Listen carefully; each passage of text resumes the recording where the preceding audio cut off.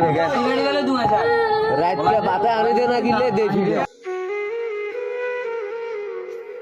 মানুষ যা সহজে পায় তার মূল্য মানুষের কাছে থাকে না। কত মানুষ একটি সন্তানের জন্য দিনরাত হাহাকার করছে, আবার অনেকে সন্তান পেয়েও রাস্তায় ছুঁড়ে ফেলে দেয়।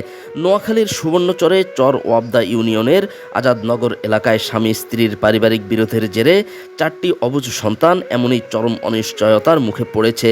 নানার বাড়ির সামনে 4 অবুঝ শিশুর কান্না একটি হৃদয় বিদারক দৃশ্যের সাক্ষী হলো স্থানীয়রা। ঘটনাটির ভিডিও সামাজিক যোগাযোগ মাধ্যমে ছড়িয়ে পড়লে বিষয়টি নিয়ে ব্যাপক আলোচনা শুরু হয়।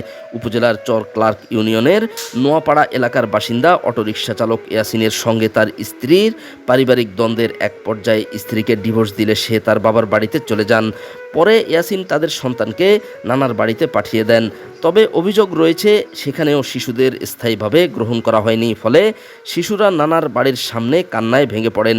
এ কেমন বাবা স্ত্রীর সাথে ঝগড়ার ফলে তার সন্তানকে ছুঁড়ে ফেলে দিল? অন্যদিকে এ কেমন মা যে কিনা এমন অবুঝ সন্তানদেরকেও বুকে টেনে নিল না? স্থানীয়রা বলছেন, এমন সুন্দর সুন্দর বাচ্চাগুলোকে কিভাবে পারলো তার পিতামাতারা এভাবে রাস্তায় ছুঁড়ে ফেলে দিতে? মানুষের মায়া মমতা যেন দিন দিন শূন্যের কোঠায় চলে যাচ্ছে, যেখানে পিতামাতাও তাদের আদরের সন্তানদের নিজের সুখের জন্য রাস্তায় ফেলে দিয়ে দায় সারতে চায়। আচ্ছা, একবার ভাবুন তো, এতটুকু বয়সে এত ছোট ছোট বাচ্চাগুলো কতটা মানসিকভাবে আঘাতের উপর রয়েছে, যেখানে এই মুহূর্তে তাদের থাকার কথা ছিল পিতামাতার আদর আপ্যায়নে। কিন্তু ভাগ্যের কি নির্মম পরিহাস, তাদের সকলের স্থান এখন ভবঘুরের মতো রাস্তায়।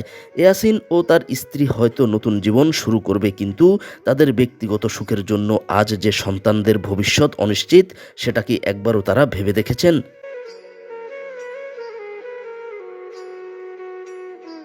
স্থানীয়রা আরও বলছেন, পারিবারিক বিরোধের দায় কোনোভাবেই শিশুদের উপর চাপিয়ে দেওয়া উচিত নয়। তাদের মতে এমন ঘটনা শুধু একটি পরিবারের সংকট নয়, এটি সামাজিক অবক্ষয়ের প্রতিফলন। এলাকাবাসীর দাবি, পারিবারিক বিরোধ দ্রুত সামাজিক ও আইনগতভাবে সমাধানের উদ্যোগ নেওয়া প্রয়োজন, যাতে শিশুরা আর কোনো অবস্থাতেই এমন পরিস্থিতির শিকার না হয়। মোহাম্মদ শাহ আলম, প্রতিদিনের নোয়াখালী নিউজ ডেস্ক।